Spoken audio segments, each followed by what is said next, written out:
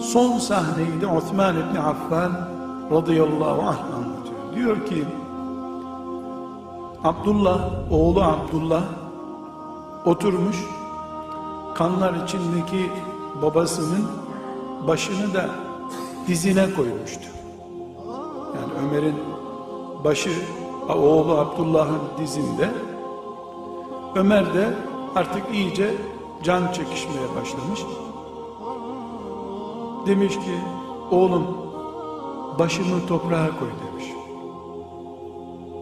O da demiş ki, baba toprakla benim dizim ne fark eder, sen rahat et demiş. Biraz sonra, oğlum başımı toprağa koy dedim sana demiş. Ne fark eder baba demiş. Zaten işte can çekişiyorsun demeye getirmiş. Anasız kalasın be çocuk, başımı toprağa koy dedim sana demiş.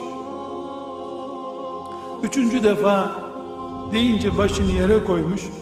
Sonra da dönmüş oğluna demiş ki, oğlum demiş, sizin bildiğiniz gibi değil demiş. Vay bana, Allah beni affetmezse ben ne yapacağım demiş. Bari Allah başımı toprakta görsün, beni tevazuda görsün demiş. Bir hacca gidip geldiği için, Ramazan'da fitre verdiği için kendisini garanti gören mümine bak, Ömer bin Hattab'a bak. Vay benim halime diye ağlayan Ömer'e bak.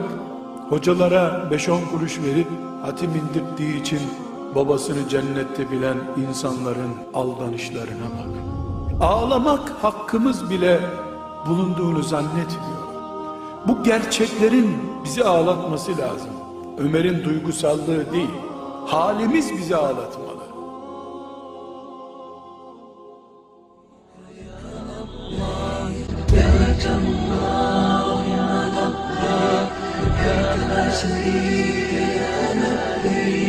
يا